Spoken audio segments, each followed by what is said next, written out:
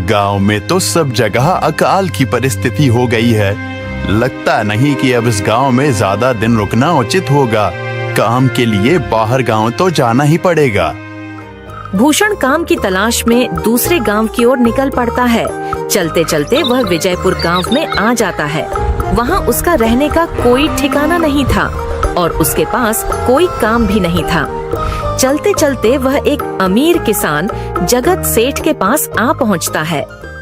सेठ जी, मैं भूषण दूसरे गांव से आया हूँ। हमारे गांव में अकाल की परिस्थिति हो गई है। लोगों के खेत सूखे पड़े हैं। गांव में बूंद बूंद पानी के लिए लोग तरस रहे हैं। अगर मुझे आपके पास कुछ काम मिल जाएगा तो बहुत कृपा होगी बड़े भाई। अरे रे, लगता है तुम्हारी हालत बहुत खस्ता हो गई है।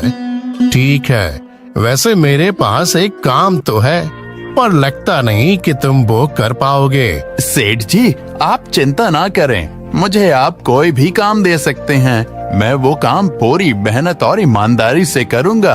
अच्छा ठीक है भूषण, तो कान खोल कर सुन लो। मेरे पास 50 गायें और 50 भैंसें हैं। तुम्हें हर रोज उन जानवरों का गोबर निकालना होगा और रोज सुबह शाम उन्हें चारा पानी देना होगा। महीने के आखिर में तुम्हें इस काम के लिए 200 रुपए मिलेंगे। और हाँ, 2 वक्त का खाना भी हमारी तरफ से मुफ्त दिया जाएगा। बोलो, क्या तुम ये काम कर पाओगे? अरे बाप रे, 50 गाय और भैंसों को संभालना आसान काम नहीं है। पर अब मैं कुछ कर भी तो नहीं सकता, और ऊपर से सेठ जी 2 वक्त का खाना भी दे रहे हैं। ठीक है सेठ जी, मैं ये काम कर लूंगा, पर एक विनती है। हाँ बोलो भूषण, क्या बात है? सेठ जी, अगर आपको समस्या ना हो तो क्या मैं आपके गायों के साथ गौशाला में रह सकता हूँ? सेठ जी, मैं इस गांव में नया हूँ। मेरा रहने का कोई ठिकाना नहीं है। जग्गा सेठ थोड़ी देर तक सोचता है और भूषण को ऊपर से नीचे तक देखने के बाद उससे कहता है, ठीक है भूषण, तुम गौशाला में रह सकते हो। जी धन्यवाद सेठ जी। तब से भूषण गौशाला में रहकर अपना काम करने लगता है। वह रोज जल्दी उठकर गाय और भैंसों का गोबर निकालता, उन्हें चारा डालता और समय पर पानी भी पिलाता था। हर रोज भूषण अपना काम ईमानदारी और पूरी मेहनत से करता था। जगत सेठ को भी भूषण का काम बहुत पसंद आने लगा, क्योंकि वह अपना काम सफाई से करता था। एक दिन जगत सेठ भूषण को बुलाकर उससे बोलता है, भूषण, मुझे तुम्हारा काम बहुत पसंद आया है। तुम गाय और भैंसों का अच्छा ख्याल रख रहे हो, इसलिए दूध की गुणवत्ता भी बढ़ गई है और गायें पहले से ज्यादा दूध भी दे रही हैं। इसलिए मैं आज से तुम्हारी तनख्वाह बढ़ाकर पूरे 400 रुपए कर रहा हूँ। आपका बहुत बहुत धन्यवाद सेठ जी। कुछ दिन ऐसे ही बीतने लगते हैं। भूषण जगत सेठ के पास बहुत मेहनत और ईमानदारी से काम करता है। धीरे धीरे भूषण के पास अच्छा खासा रुपया जमा हो जाता है, जिससे वह अपने लिए छोटा सा रहने लायक एक कुटिया बनवा लेता है। उस गौशाला में सोकर तो नाक से गोबर की गंध अभी भी नहीं जा रही। अब आखिरकार मुझे अपने घर में चैन से सोने को तो मिलेगा। तब से भूषण जगत सेठ के पास गौशाला में काम करने आता और 2 वक्त का खाना खाकर अपने घर सोने के लिए चला जाता था। कई साल ऐसे ही बीत जाते हैं। भूषण की मेहनत के कारण उसके पास अच्छा खासा रुपया जमा हो जाता है। एक दिन भूषण जगत सेठ से बोलता है, सेठ जी, आजकल गांव में चोरी की समस्या बहुत बढ़ गई है और मेरे पास कुछ रुपए भी जमा हैं जो मैंने अपने घर में रखे हुए हैं, पर मुझे उन पैसों की चोरी की चिंता हो रही है। आपको तो पता है कि मैं दिन भर आपके पास ही काम करता हूँ और सिर्फ रात में ही घर सोने जाता हूँ, इसलिए मुझे रोज उन पैसों की चोरी की चिंता सताती है। हाँ भूषण, तुम बात तो बिल्कुल सही कह रहे हो।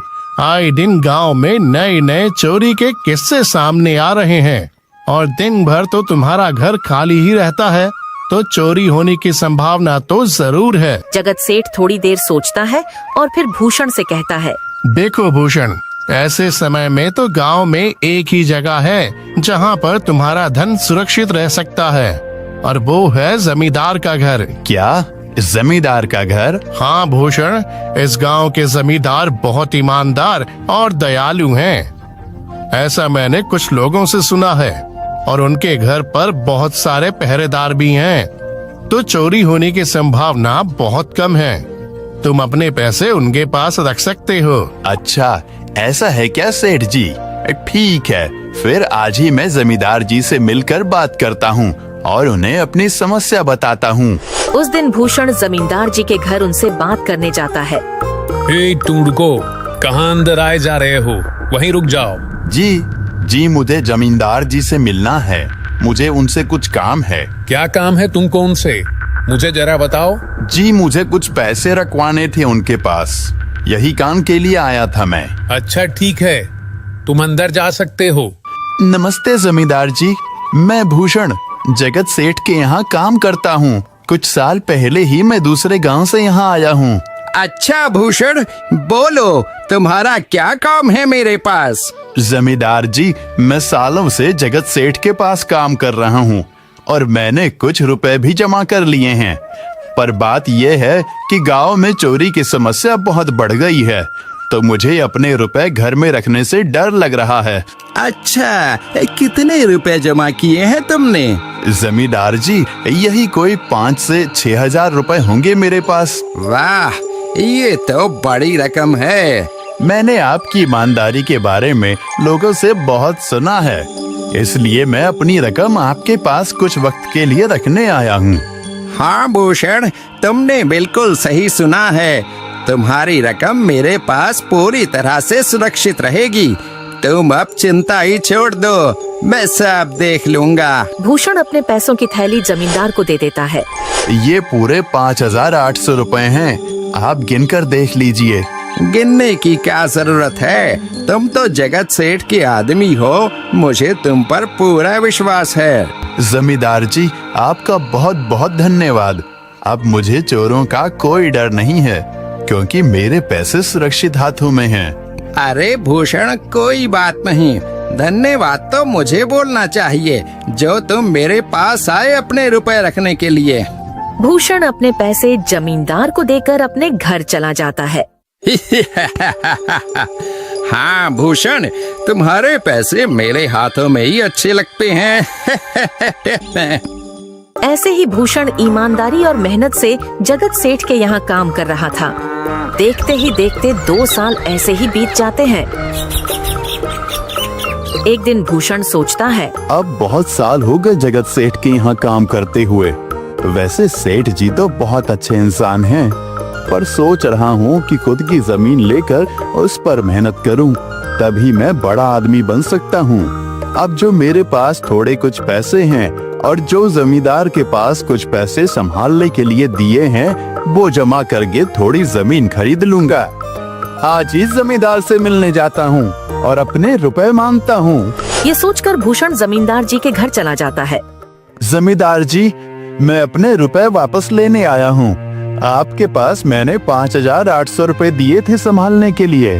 अरे भाई साहब, मैंने पहचाना नहीं आपको, वैसे कौन हो आप? अरे जमींदार जी, मैं भूषण हूँ। पिछले साल मैंने आपको पैसे संभालने के लिए दिए थे, याद आया कुछ?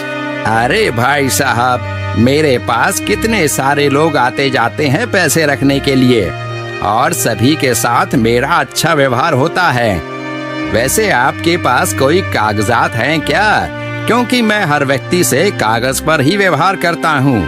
किसने कितने पैसे दिए, किसके कितने पैसे रखे हैं, सबका व्यवहार रहता है मेरे पास। जमींदार जी, ये आप क्या बात कर रहे हैं? आपकी ईमानदारी देखकर ही मैंने आपको पैसे दिए थे संभालने के लिए, और आप अब ऐसी बातें कर रहे हैं। कृपया करके मेरे पैसे मुझे वापस कीजिए। हाँ भूषण, मैं ईमानदारी से ही काम करता हूँ, इसलिए तो तुमसे मैं डॉक्यूमेंट्स मांग रहा हूँ। क्या तुम्हें पता नहीं, जब तुम किसी से पैसों का व्यवहार करते हो तो तुम्हें स्टाम्प पेपर पर लिख कर देना पड़ता है। तुम किसी से भी पूछ सकते हो। नहीं जमींदार जी, मैं आपके पैर पड़ता हूँ, कृपया करके मेरे रुपए मुझे दे दीजिए। बड़ी मेहनत से मैंने वो पैसे जमा किए थे, मुझ पर ऐसा अन्याय ना करें। अरे क्या ये झूठ मूठ का रोना धोना लगाया है? लगता है तुम ढोंगी हो और मेरी ईमानदारी और भोलेपन का फायदा उठाकर मुझसे ये रुपए लेने आए हो। रुक, तुझे अभी सबक सिखाता हूँ। जमींदार अपने आदमियों को बुलाकर भूषण की पिटाई करने को कहता है। इसे तब तक मारो जब तक ये बेहोश ना हो जाए। इस 2 कौड़ी के आदमी ने मेरी ईमानदारी पर सवाल उठाया है, इसे छोड़ना मत। जमींदार के आदमी भूषण को डंडे से खूब मारते हैं। फिर भूषण दुखी होकर अपने घर चला जाता है। भूषण के शरीर पर घाव के निशान स्पष्ट दिखाई दे रहे थे। 2 दिन से भूषण घाव के दर्द के कारण जगत सेठ के घर काम के लिए नहीं जा पाता है। इसलिए अगले दिन जगत सेठ भूषण के पास आ जाते हैं। वह देखते हैं कि भूषण खाट पर सो रहा है और वह बड़ा ही चिंता में नजर आ रहा है। भूषण भाई, तुम 2 दिन काम पर नहीं आए, क्या हुआ भाई? तबीयत ठीक है ना तुम्हारी? कुछ समस्या है क्या? अरे सेठ जी, आप खुद यहाँ आए हो। आप खबर भिजवाते तो मैं खुद चला आता। अरे भूषण, कोई बात नहीं, तुम्हें देखकर लगता है तुम बीमार हो। क्या हुआ है तुम्हें? जगत सेठ, क्या बताऊं, जिस जमींदार के पास पिछले साल मैंने अपने पैसे संभालने को दिए थे, वो आज मुझे पैसे वापस नहीं करना चाहता। वो बहुत लालची इंसान है, वो लोगों को ठग रहा है। और जब मैंने बाद में गिड़गिड़ाना शुरू किया तो उसने डंडे से मार मार कर मेरी पिटाई करवा दी और मुझे वहां से धक्के मार कर निकाल दिया। अरे बाप रे, ये तो बड़ा ही गंभीर विषय है। मैंने तो जमींदार के बारे में अच्छा ही सुना था, पर मुझे भी नहीं पता था कि वो इंसान इतना गिरा हुआ है। तभी मैं सोचूं, हर साल उसकी संपत्ति इतनी ज्यादा कैसे बढ़ रही है। मुझे माफ कर दो भूषण, मैंने ही तुम्हें जमींदार के पास जाने को बोला था। गलती तो मेरी भी है। नहीं जगत सेठ, आप तो मेरा अच्छा ही सोच रहे थे। ये तो उस जमींदार का लालच है। अब लगता नहीं मेरे पैसे उस जमींदार से वापस मिलेंगे भी। भूषण, मेरे पास एक तरकीब है जिससे मैं तुम्हारे पैसे तुम्हें वापस दिला सकता हूँ। जगत सेठ भूषण के कान में सारी तरकीब बताता है। ठीक है सेठ जी, हे ऊपर वाले, ये तरकीब कामयाब होने दीजिए। अगले दिन जगत सेठ बहुत सारे पैसों को एक सूटकेस में भरकर खुद जमींदार के घर जाता है। अरे जगत सेठ, आज आप खुद यहाँ? बोलो भाई, इस गरीब के घर कैसे आना हुआ? हमारा तो ये सौभाग्य है कि आप जैसे धनी आदमी के चरण हमारे घर में लगे हैं। नमस्ते जमींदार जी। अरे जमींदार जी, आप तो मुझे अब लज्जित कर रहे हैं। वैसे मैं कुछ महीनों के लिए दूसरे राज्य में व्यापार करने जा रहा हूँ। मैं ये लगभग 50,000 रुपए लाया हूँ। मुझे डर है कि कहीं ये चोरी ना हो जाए। क्या आप मेरे सारे पैसे अपने पास संभाल कर रख सकते हैं? आपके सिवाय इस गांव में और किसी पर भरोसा नहीं कर सकता। अरे जगत सेठ, ये भी कोई पूछने की बात है? मेरे पास आपके पैसे बिल्कुल सुरक्षित रहेंगे। आप निश्चित होकर व्यापार करने जा सकते हैं। इस बार तो बड़ी मछली हाथ लगी है। बार बार ऐसा मौका नहीं मिलता। भारी माल हाथ में लगने वाला है। तभी वहाँ पर भूषण आ जाता है। अरे भूषण, तुम? अच्छा हुआ तुम आ गए। मैं तुम्हारे पास ही आने वाला था। मुझे माफ करना, उस दिन तुम्हें पहचान नहीं पाया। इतने सारे लोग मेरे पास आते हैं तो जरा परेशानी होती है, पर मैं अपनी बातों का बड़ा पक्का हूँ। हाँ रुको, मैं तुम्हारे सारे पैसे अभी देता हूँ। जमींदार भूषण के सारे पैसे उसे लौटा देता है। माफ करना भूषण, मेरे आदमियों ने तुम्हारे साथ उस दिन बदतमीजी की। मैं आज ही उनको काम से निकालता हूँ। भूषण बिना कुछ बोले वहाँ से चला जाता है। अरे क्या बात है जमींदार जी, आप तो अपने बातों के बहुत पक्के हैं। तो ठीक है, मैं अपने सारे पैसे आपके पास रख सकता हूँ। जगत सेठ इतना बोल ही रहा था कि तभी वहाँ जगत सेठ का नौकर आ जाता है। मालिक, अब आपको बाहर के राज्य में जाने की कोई जरूरत नहीं है। अभी अभी व्यापारियों का संदेश आया है और उसने कहा कि वो खुद हमारे गांव आ रहे हैं। अरे ये तो बहुत बढ़िया बात हुई। अब मुझे इतनी दूर नहीं जाना पड़ेगा। सुन रहे हो जमींदार जी, व्यापारी यहाँ आ रहे हैं। अब मुझे नहीं लगता कि ये पैसे आपके पास रखने का कोई मतलब होगा। चलो, आपका बहुत बहुत धन्यवाद। आपने इतनी ईमानदारी दिखाई मुझे। हाँ, पर अगली बार जरूर आपके पास ही आऊंगा। ऐसा बोलकर जगत सेठ और उसका नौकर वहाँ से अपने पैसे लेकर चले जाते हैं। धत तेरी की, ये क्या हो गया? ये 50,000 तो चले गए और जो भूषण के 5,800 रुपए हड़प लिए थे वो भी चले गए। आपका बहुत बहुत धन्यवाद सेठ जी। अगर आज आप ना होते तो मेरी सारी जमा पूंजी वो जमींदार हड़प लेता। भूषण, कोई बात नहीं। जो व्यक्ति मेहनत और ईमानदारी से कमाता है, ऊपर वाले उसका कभी बुरा नहीं होने देते, और जो हराम की कमाई का खाता है उसका कभी अच्छा नहीं होने देते।